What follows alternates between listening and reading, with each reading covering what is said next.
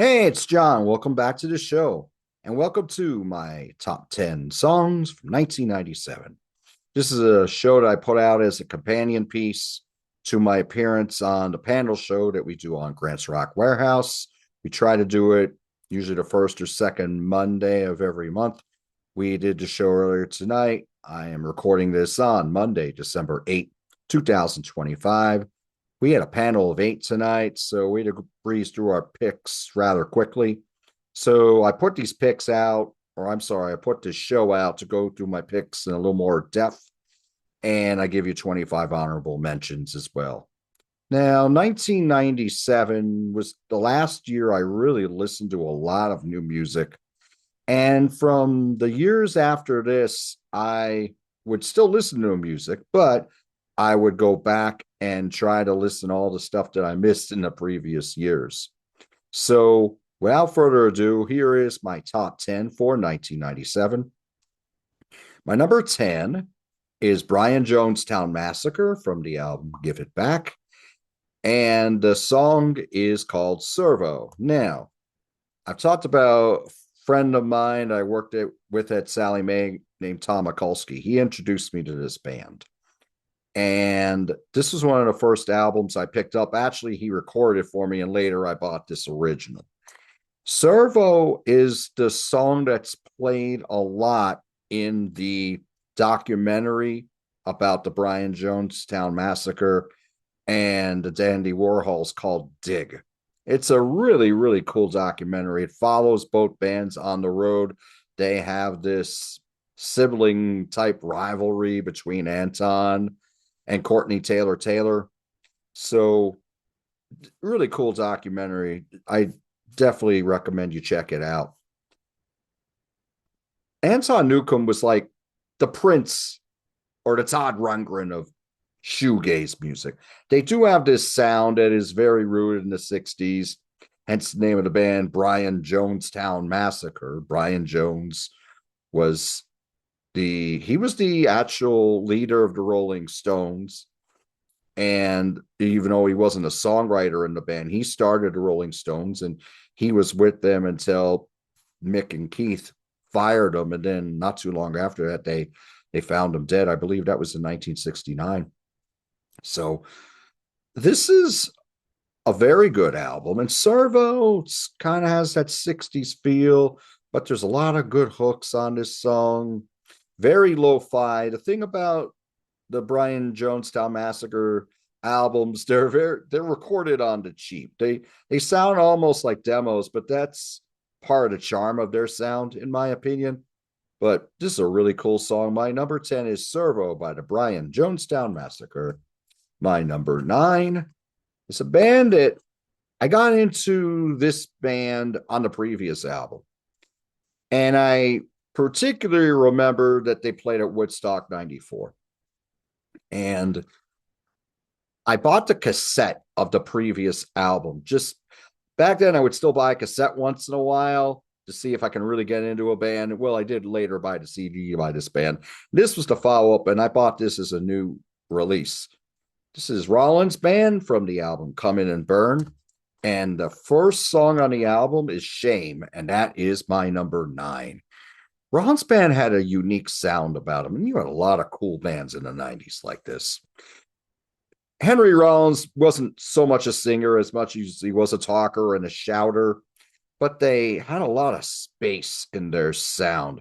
It was heavy, but it wasn't really about riffs as much as it was atmosphere. They had Andrew Weiss and then Melvin Gibbs on the bass, and they were more jazz bass players. They had a very distinct sound. They never really crossed through, but they made some really good albums. This album was one that didn't really hit me that hard at first because I loved End of Silence. And then the following one, Wait, was when I really discovered them. It really got heavy into them, I should say. But Shame is a really, really cool song. It's this slow burner. It has a cool riff on it, but the riff doesn't really drive the song. The riff you really only hear in the chorus. It's got a great bridge on here as well as an awesome musical bridge on this.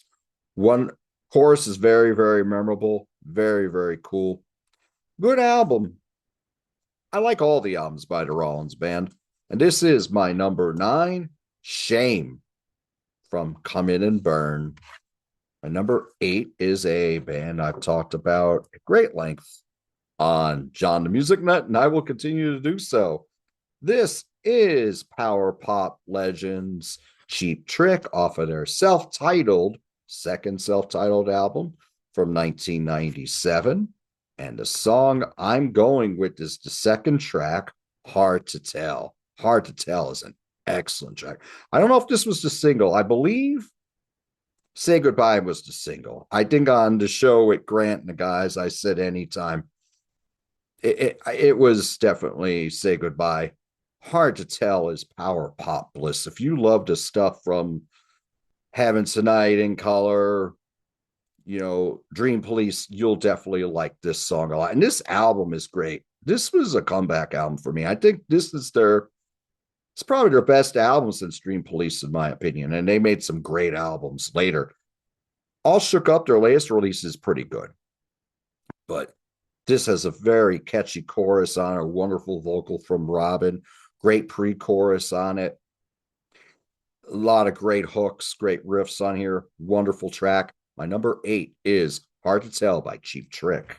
My number 7 is an artist that I've been listening to for probably 35 years or so, but I got heavier into his music as I got older. And this is Van Morrison from The Healing Game.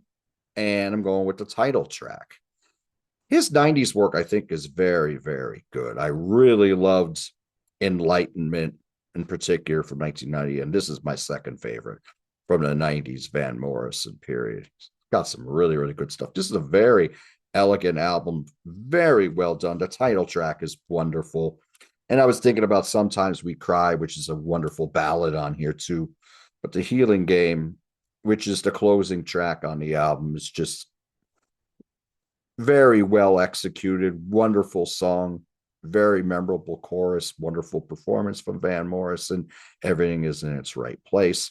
This is an album that's definitely check this out if you're only familiar with his 70s work, because Van Morrison has done a lot of great latter day albums. I'm not too crazy about his most recent albums that he's done in the 2020s, but I think the 90s albums, 2000s, some of the 2010 albums were really, really good. And this one here is the deluxe edition.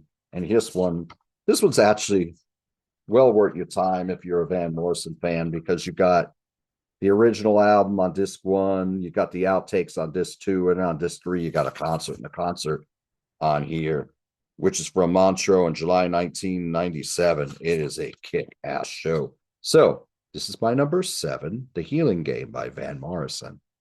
Number 6 is one of the best bands you could say that came out in the 1990s. They're not making as many albums as they used to, but they have a very unique sound. And especially by the second album, or particularly by this third album here, and as Grant so nicely put in our show tonight, this is when they put the rock music together with the experimentation before they went really experimental. And I'm talking about Radiohead. And this is from their third album, OK Computer. And the song I'm going with is Paranoid Android.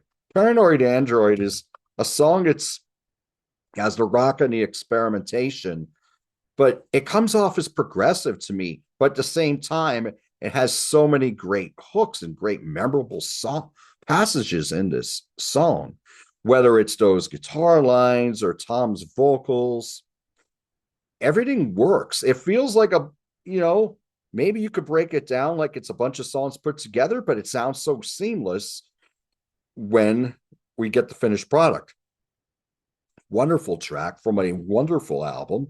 My number 6 is Paranoid Android by Radiohead. Okay, number 5. This was an artist I got into on his first album. And at this point, I think he might have been, I don't know I think he might have been 20 years old by the time he put this one out. This is Kenny Wayne Shepherd from the second album from the album Trouble Is, and I'm going with the opening track, which is Slow Ride, which got played heavy on album oriented rock radio. This song got played a lot. Blue on Black was the hit off the album. This actually charted on the Hot 100. That got played a lot. Everything is Broken, a Bob Dylan cover from Oh Mercy got played a lot. There's some cool tunes on here. Somehow, somewhere, some way. Somehow, somewhere, some way. Very cool tune. Slow Ride is the burner of an opening track. And this is our introduction to Noah Hunt on vocals, who has this really distinct style. Very, very cool. But this is a song that just like grabs you by the throat. It is a wicked kick-ass rocker. Wonderful guitar work, of course, from Kenny Wayne on here. Good, good song. This is my number 5. Slow Ride by Kenny Wayne Shepherd. Number 4 is a band. This is my father's favorite band. Rest in peace, Dad. And this was an album that did very well for the band. I thought critically this was a comeback for them. I wasn't a big fan, or still not a big fan of Voodoo Lounge, but I love Bridges to Babylon. And the song I'm going with here is the wonderfully catchy mid-tempo track called Saint of Me. I believe this was the second single. Anybody See My Baby, I believe, was the first one. This is very, very cool tune. I love this mixed kind of whispering the vocals in the verses, and when it goes into that chorus, it's really, really cool. It's just a very simple chorus, but it's very, very effective. I love the musical bridge on here. It's middle-aged Stones, but I mean, it's still rocks. It's still very, very catchy, and I've always dug this song. There's a lot of tracks on here I really love, like Out of Control, Always Suffering's a wonderful ballad. Flip the Switch is a kick-ass opener, but I've always loved Saint of Me. I think this should have been the first single over Anybody See My Baby, even though that's a cool tune. That's got some hip-hop elements on it and a really cool bass line. But as it is, my number 4 is Saint of Me by the Rolling Stones. Number 3, this is one of the great grunge one-hit wonders, in my opinion. It's a song I always loved back in the day. I didn't know much about them. I picked the album up recently. I'm not high on the album. Maybe over a period of time, several listens, I'll get into it. The single on here, I think, is a classic, though, a modern rock classic. You still hear this on Lithium or Turbo on Sirius XM. This is Days of the New. This is off of their self-titled debut, and the single I'm going with is Touch, Peel, and Stand, which I think is just so catchy. I love that bass line. The vocal on here, it sounds like he's trying to go between like Elvis and Eddie Vedder, but I mean, it's just so catchy. I love their sound, how they combine the acoustic guitars and the electrics. It sounds it works really well, and the bass is so up in a mix. And as a guy who played bass for a long time, I really, really appreciate that. But this song is one that I've never, ever gotten sick of. A lot of those grunge songs from the 90s, some of them we got sick of because we heard them so often, but I've always loved Touch, Peel, and Stand, and that is my number 3 for today. That is by Days of the New. Number 2, this is a band that I've loved since the Fear album, and I have talked about them a few times in my top 10s from the 1990s. This is Toad the Wet Sprocket from their album Coil. I'm going with the second track, the first single off the album, which has Come Down. And I did see them on this tour. I saw them. They were playing at oh gosh, it was Horror Tour. It was the Blues Travelers Festival called Horror Tour, but Blues Traveler didn't always play it. Neil Young and Crazy Horse headline, but Toad Wet Sprocket was they may have been the band or the second band to come on before Neil Young headline. I remember me and Bo Shuella, hello Bo, we loved this band, and we were there through a rainstorm that whole day to see this festival, and it was a kick-ass festival that we saw back in 97. But Come Down is very, very catchy, very upbeat. very joyous. So many great hooks in here. Nice short bridge on it. It's just like a song of youth, song of exuberance that still sounds great today, in my opinion. It's a song that I still really love. This album, they went a little heavier on this album. It wasn't as much folk this time. There was heavier songs on here. I wouldn't say this is a heavier song, but this is the catchiest track on the album. One of my favorite songs by Toad Wet Sprocket in general. It's my number two. It's Come Down from Coil. Okay, my number one. This is a CD my sister gave to me. Hi, Laurie. Hope you're enjoying the show. This is the second album by Foo Fighters, Color and the Shape. The song I'm going with is a song that I've never gotten sick of, and that is Everlong. Everlong, I just love the slow burn, the quiet guitars, and then it just gets louder and louder before it goes into that main theme. That riff is so memorable and so catchy. I love Dave Grohl's vocal on here. It builds in passion as he gets into that knockout of a chorus, which is awesome. I love those drum fills after he sings those lines in the chorus. And then it gets quieter again. And then they go back into that wonderful pre-chorus again. And I wonder, and they go back into the chorus again. It is a wonderful track. I don't think there's a lot of great tracks on here. I love Monkey Wrench off of this album. I love My Hero from this album. So many great songs. Hey Johnny Park. Everlong is that's probably my favorite Foo Fighter songs. And there'll be more Foo Fighter songs in the near future, I assure you, on these top 10 shows and on Grants as well. My number one is Everlong by Foo Fighters. So let me just grab my stuff here. We'll go do a recap of the top 10. And then I'll give you my 25 honorable mentions. My number 10 is Servo by Brian Jonestown Massacre. My number 9 is Shame by Rollins Band. My number 8 is Hard to Tell by Cheap Trick. My number 7 is The Healing Game by Van Morrison. My number 6 is Paranoid Android by Radiohead. My number 5 is Slow Ride by Kenny Wayne Shepherd or Kenny Wayne Shepherd Band. My number 4 is Saint of Me by the Rolling Stones. My number 3 is Touch, Peel, and Stand by Days of the New.